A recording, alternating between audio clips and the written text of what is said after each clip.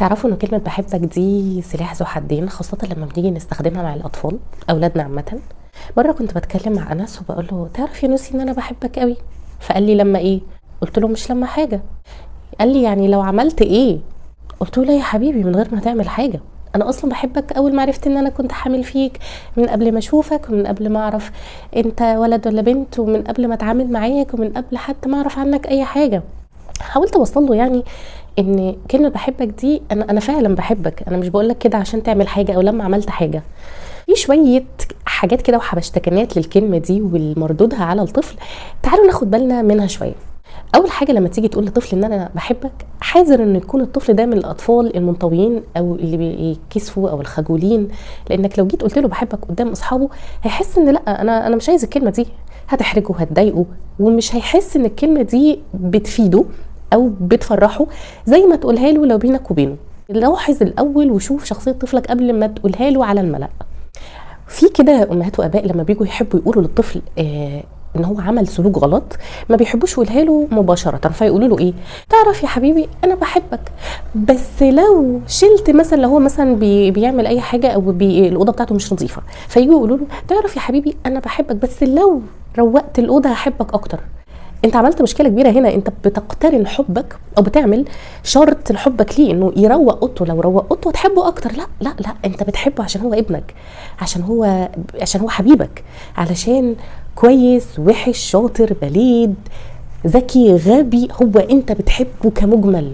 اوعى تشرط، اوعى تقول له انا بحبك بس لو، لا، بس دي بتفسد اللي قبلها. انا بحبك في المطلق. كان عندي واحده صاحبتي كانت كل ما تقول لبنتها انا بحبك، فالبنت ما تردش عليها، فكانت تقعد تزعق لها، يا بنتي انت ما بتفهميش، ما بتحسيش، يعني ماما بتقول لك انا بحبك، المفروض تقولي لها وانا كمان يا ماما عبريني، ده انا بعمل كل حاجه حلوه عشانك، انت بتعملي ايه؟ ما ينفعش. ما تستنوش من الطفل انه يقول لك بحبك زي ما انت بتقول له بحبك. ليه ما تستنوش؟ لان الطفل ساعات ما بيعرفش يعبر، وما تبينلوش ان انت بتحبه علشان مستني منه رد.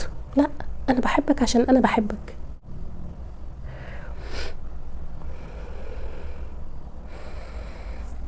حاولوا تعرفوا اطفالكم ان حبكم ليهم غريزه وفطره، ملهاش علاقه بقى باي حسابات تانية. مش معنى ان انتوا بتقوموا بواجباتكم ناحيه اولادكم، بتدي لهم دروس وتدوهم مدارس وتدوهم نوادي وتجيب لهم هدوم براندات وتدوهم مصروف حلو واكسسوارز وموبايلات، انتوا كده قايمين بدوركم.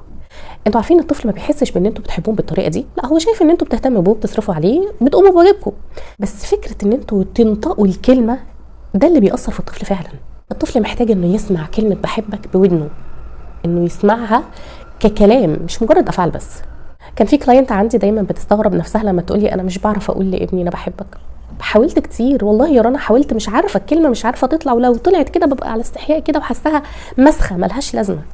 معظم الاباء والامهات اللي بيحسوا بالاستغراب لما بييجوا يقولوا لاولادهم انا بحبك، بيكونوا هم اصلا ما تعودوش عليها وما سمعوهاش من ابوهم وامهم. الموضوع محتاج صبر وتدريب. تدريب. اتدربي عليها، وقفي قدام مرايه واتدربي عليها. حاولي تكرريها بينك وبين نفسك. ما عرفتيش خالص، اكتبيها في ورقه وسيبيها جنبه، اول ما يصحى يقراها. اديها له في اللانش بوكس بتاعه، اكتبها له على مرايه التويليت بتاعته، اي طريقه، ان شاء الله رساله واتس او ماسنجر، المهم ان انت توصلي له لفظيا ان انت بتحبيه وان انت بتحبه. التربيه دي مش مجرد فطره بس، فطره وتدريب وتعليم، بندرب نفسنا وبنعلمها على الحاجات اللي المفروض نتعامل بيها مع اولادنا. ما تستخسروش ولادكم ان انتوا تتعلموا عشانهم اي حاجه ممكن تاثر بالايجاب في نفسيتهم وسلوكهم فيما بعد.